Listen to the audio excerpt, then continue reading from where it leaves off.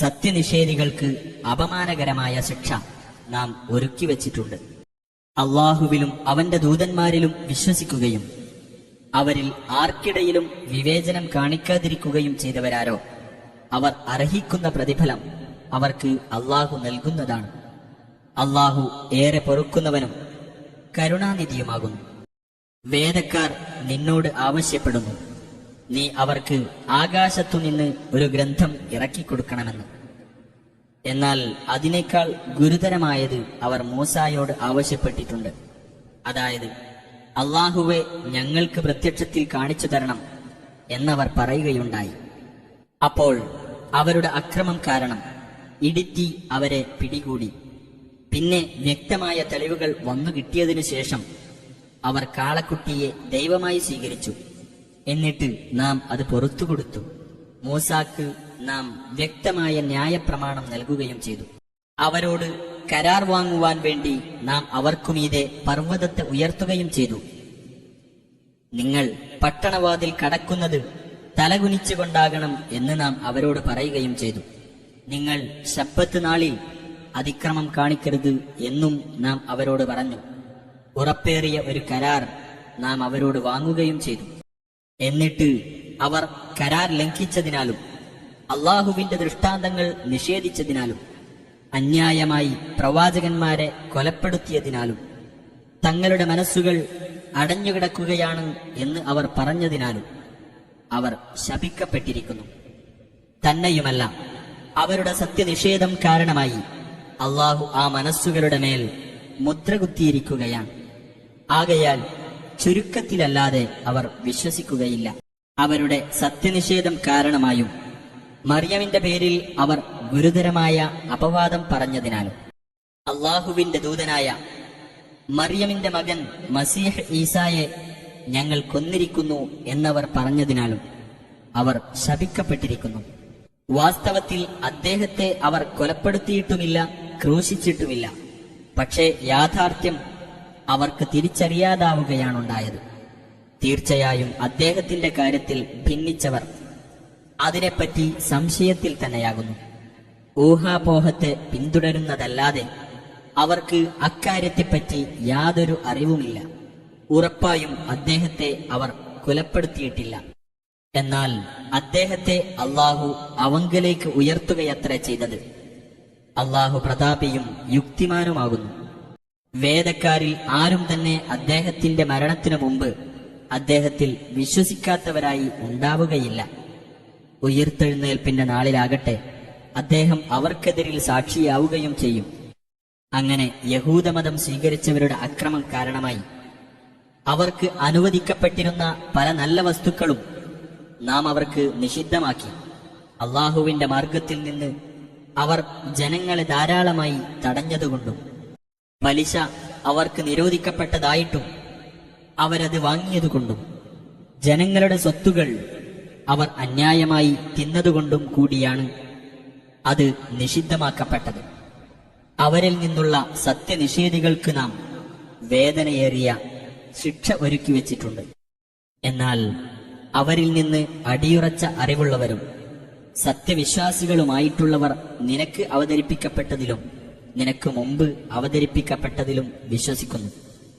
പ്രാർത്ഥന മുറ പോലെ നിർവഹിക്കുന്നവരും സകാത്ത് നൽകുന്നവരും അള്ളാഹുവിലും അന്ത്യദിനത്തിലും വിശ്വസിക്കുന്നവരുമത്രേ അവർ.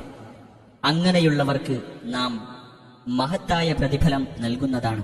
നബിയെ, നോഹിനും അദ്ദേഹത്തിന്റെ ശേഷമുള്ള പ്രവാചകന്മാർക്കും നാം സന്ദേശം നൽകിയതുപോലെ തന്നെ നിനക്കും നാം സന്ദേശം നൽകിയിരിക്കുന്നു.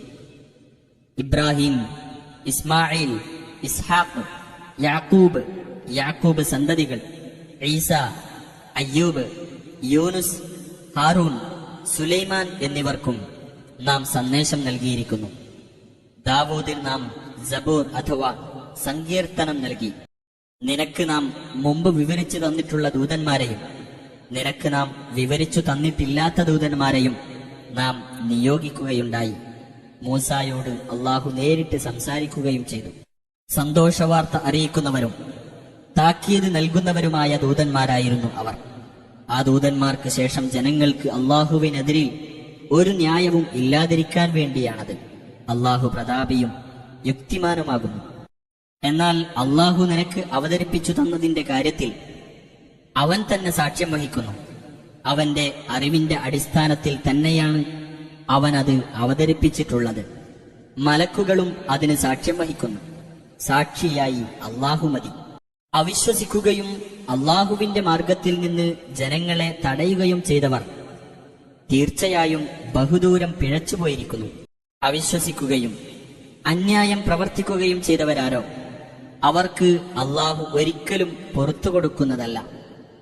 ഒരു മാർഗത്തിലേക്കും അവൻ അവരെ നയിക്കുന്നതുമല്ല, നരകത്തിന്റെ മാർഗത്തിലേക്കല്ലാതെ. എന്നേക്കുമായി അവരതിൽ സ്ഥിരവാസികളായിരിക്കും. അള്ളാഹുവിന് അത് എളുപ്പമുള്ള കാര്യമാകും. ജനങ്ങളെ, നിങ്ങളുടെ രക്ഷിതാവിങ്കൽ നിന്നുള്ള സത്യവുമായി നിങ്ങളുടെ അടുക്കലിതാ റസൂൽ വന്നിരിക്കുന്നു. അതിനാൽ നിങ്ങളുടെ നന്മക്കായി നിങ്ങൾ വിശ്വസിക്കുക.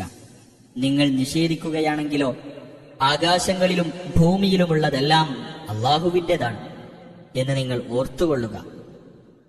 അള്ളാഹു എല്ലാം അറിയുന്നവനും യുക്തിമാനുമാകുന്നു. വേദക്കാരെ, നിങ്ങൾ മതകാര്യത്തിൽ അതിരുകവിയരുത്. അള്ളാഹുവിന്റെ പേരിൽ വാസ്തവമല്ലാതെ നിങ്ങൾ പറയുകയും ചെയ്യരുത്.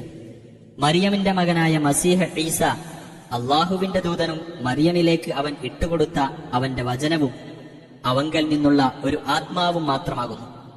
അതുകൊണ്ട് നിങ്ങൾ അള്ളാഹുവിലും അവന്റെ ദൂതന്മാരിലും വിശ്വസിക്കുക. ത്രിത്വം എന്ന വാക്ക് നിങ്ങൾ പറയരുത്. നിങ്ങളുടെ നന്മക്കായി നിങ്ങൾ ഇതിൽ നിന്ന് വിരമിക്കുക. അള്ളാഹു ഏക ആരാധ്യൻ മാത്രമാകുന്നു. തനിക്ക് ഒരു സന്താനമുണ്ടായിരിക്കുക എന്നതിൽ നിന്ന് അവൻ എത്രയോ പരിശുദ്ധനത്രേ. ആകാശങ്ങളിലുള്ളതും ഭൂമിയിലുള്ളതുമെല്ലാം അവന്റേതാകുന്നു. കൈകാര്യകർത്താവായി അള്ളാഹു തന്നെ മതി. അള്ളാഹുവിന്റെ അടിമയായിരിക്കുന്നതിൽ മസീഹ് ഒരിക്കലും വൈമനസ്യം കാണിക്കുന്നതല്ല. അള്ളാഹുവിന്റെ സാമീപ്യം സിദ്ധിച്ച മലക്കുകളും വൈമനസ്യം കാണിക്കുന്നതല്ല. അള്ളാഹുവെ ആരാധിക്കുന്നതിൽ ആർ വൈമനസ്യം കാണിക്കുകയും അഹംഭാവം നടിക്കുകയും ചെയ്യുന്നുവോ അവരെ മുഴുവനും അവൻ തന്റെ അടുക്കലേക്ക് ഒരുമിച്ച് കൂട്ടുന്നതാണ്.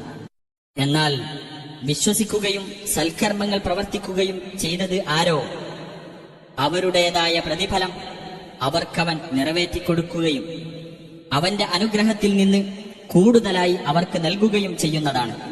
എന്നാൽ വൈമനസ്യം കാണിക്കുകയും അഹങ്കരിക്കുകയും ചെയ്തവരാരോ അവർക്കവൻ വേദനയേറിയ ശിക്ഷ നൽകുന്നതാണ്.